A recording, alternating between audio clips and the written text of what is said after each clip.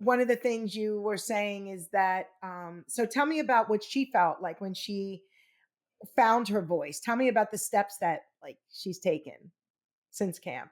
I I'll even start with at camp because she very much was a child who wanted to have friendships. She did, and they tended to be with kids who were the opposite of her and wouldn't give up on her very easily, mostly because of in the sense of social cues. If I'm reaching out to talk to someone and they completely don't respond, I'm not going to keep trying.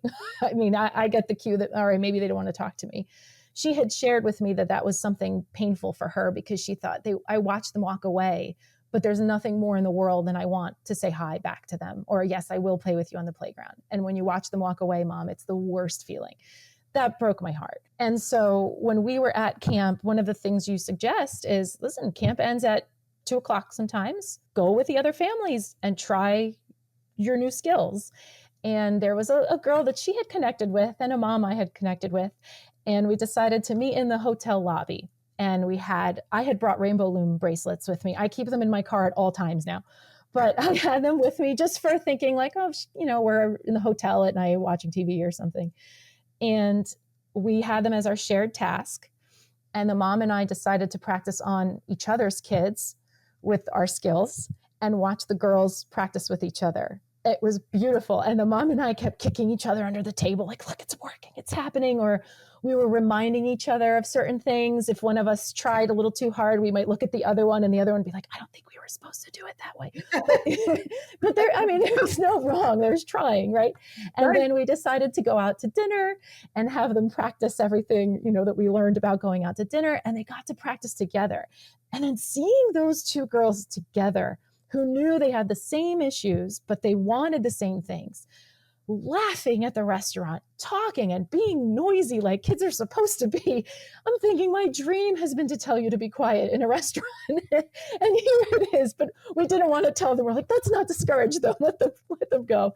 And we've stayed in touch. And the girl was from a different state, and they actually stayed in touch on Messenger Kids, and they reach out to each other, and the mom and I will text every now and then. But that was really a huge turning point. It was at camp, seeing her use those skills right away. But the important thing was the other mother and I also wanted to practice, and we found each other as a safe place to do that. No, that's wonderful. One of the things I share with you at camp and our families is that sense of social identity. We often feel so alone in our suffering, especially with selective mutism. It's not like every day you see like 3 or 4 kids that have this, if you know one at all, and it's usually not someone your child's age.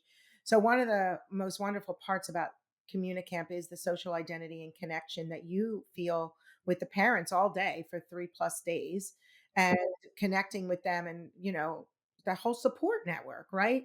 But the children feel that in the room. They connect. They see, wow, like that little girl, that little boy, that child, that teen over there that feels exactly like I feel. This is such a comforting feeling. I mean, I'm not alone. And so that for sure is really, really important. And she found a friend that she identified with. And I think that's wonderful. So Yeah, and if I felt that way as an adult, yes. seeing my kid go through that, oh, I'm not alone. Not that you want other people to deal with it, but if they are, it's nice to meet them. To imagine on her level who she is dealing with it, have a room full. And she tried so hard every day. She tried to practice all the methods, and then she figured out which ones she liked the best personally for her, and we told her teacher about them, and she just flew. They're like the butterfly thing. It's not linear, but Yeah. she had She got her more wings. she got her wings, and she had way more good days than tough days. But when she had a tough day, we were able to talk about it. What made that a tough experience for you?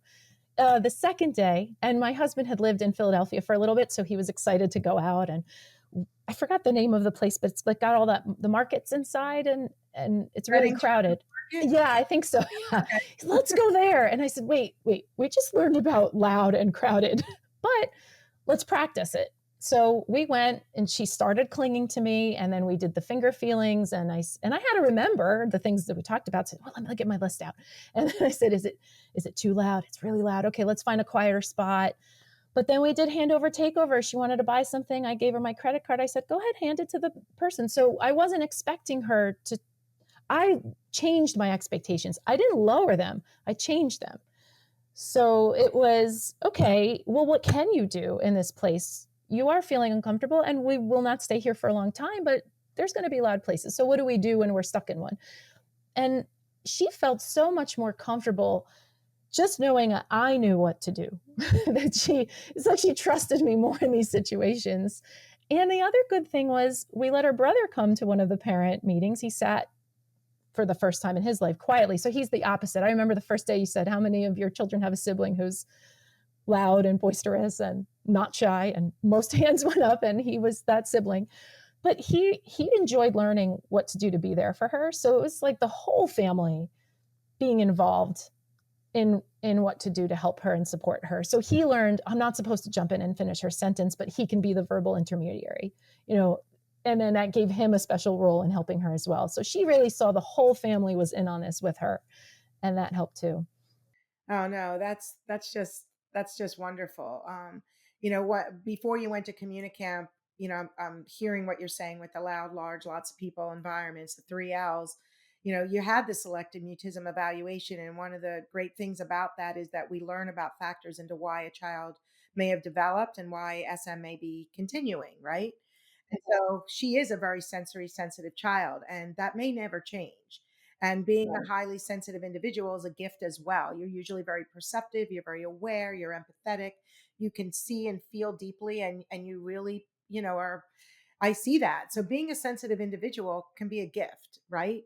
And with 100% a gift, but it also can be difficult because you are that sensitive and get overwhelmed easier. So knowing what makes you feel overwhelmed or shut down. And like you said, the louder, the larger. And she was very sensitive and is very sensitive to the sounds. And that creates this shutdown mode. So her awareness to that alone brings down the anxiety and fear. And with that alone, because when you're anxious, you're shut down too, right? Sometimes.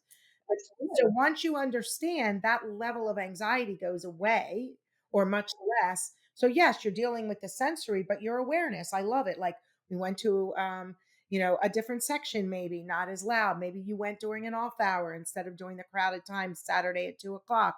These are things you do. It doesn't mean she won't be going to those places. And from what you're sharing with me, it sounds like she's adapting, and many individuals grow into their sensory system. So it sounds like she's doing that or done that.